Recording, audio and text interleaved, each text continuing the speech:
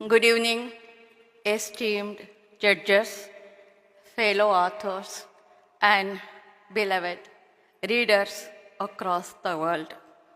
If I may borrow a phrase from my own culture, this moment feels like 1,000 fireflies lighting up a single sky, brief, brilliant, and utterly collective. To even stand among these extraordinary finalists is an honor to me. I will never forget, and I accept this great honor not as an individual, but as a voice raised in chorus with so many others. I am happy for the entire world, which is full of diversity and inclusiveness. I am happy for myself and my translator, Deepa Bhasti. This is more than a personal achievement. It is an affirmation that we as individuals and as a global community can thrive when we embrace diversity, celebrate our differences, and uplift one another. Together, we create a world where every voice is heard, every story matters, and every person belongs. First, to the Broker Prize Committee, thank you for recognizing stories that dare to bridge boards. To my relentless team, my visionary literary agent Kanishka Gupta, who believed in this book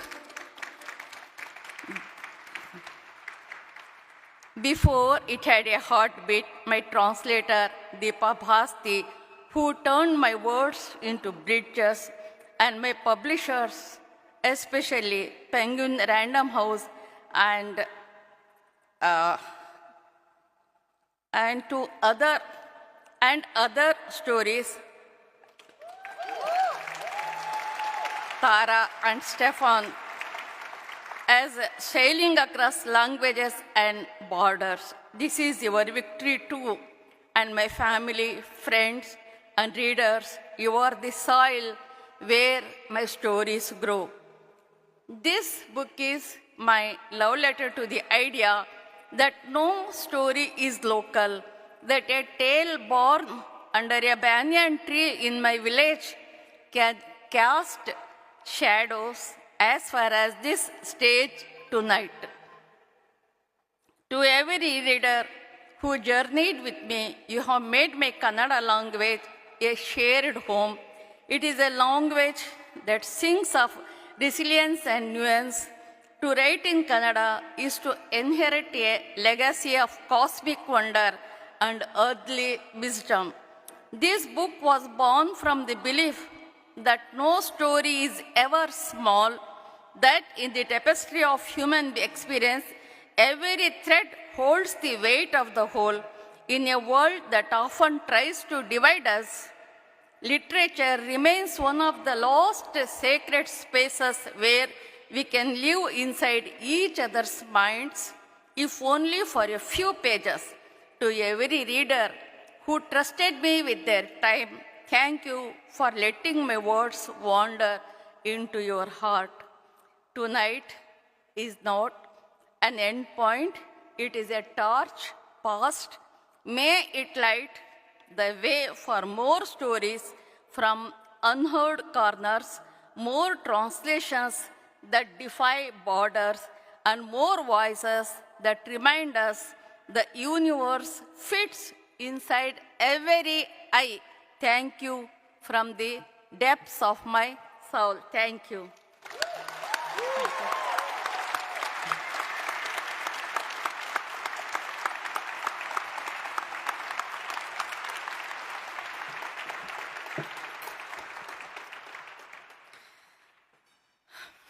Eldrigu Namaskara. Hello, everyone. I'm not sure what just happened. I did not want to jinx our chances of winning by writing a speech, but then I knew if Heartlamp was called, I would very likely freeze on stage and have the stage fright that I've never had in my life. and make an utter fool of myself. So I dared to make some notes, and it's also why I'm reading from my phone instead of from a nice piece of elegant paper. Notes titled Just in Case. The story of the world, if you really think about it, is a history of erasures. It is characterized by the effacement of women's triumphs and the furtive rubbing away of collective memory of how women and those on the many margins of this world live and love. This prize is a small win in a long, ongoing battle against such violences. Elsewhere, there is erasure in the media and people's understanding of works of literature, of translators, and the work we do to bring what would otherwise be unread, uncelebrated texts to new and very different sets of readers. Which is why it is so heartening that the International Booker celebrates and places both writers and writer-translators on the same page, so to speak. Thank you, first and foremost, to the International Booker judges for loving these stories and my translation of them. And what a win this is for my beautiful language. Jenina holeyo, halina maleyo, sudheyo kannada savinudiyo goes a song in Kannada. It calls the Kannada language a river of honey, a rain of milk, and compares it to sweet ambrosia. Kannada is one of the oldest languages on earth, and I'm ecstatic that this will hopefully lead to a greater interest in reading and writing and translating more and from the language, and by extension from and into the magical languages we have in South Asia. Thank you to my incredible editor, Tara Tobler, for sprinkling gold dust over my work. Thank you to the dream team at And Other Stories, to Stefan, to Michael, and the others, as also to the wonderful people back home at Penguin Random House India, to Mautushi, Millie, and the others. Thank you to my wonderful, wonderful agent, Kanishka Gupta, for absolutely everything. I think the last few months would have been unmanageable without you. To Priya, Matthew, and Farali, friends, old and new, to Sharanya, thank you for the grace, thank you for the sisterhood.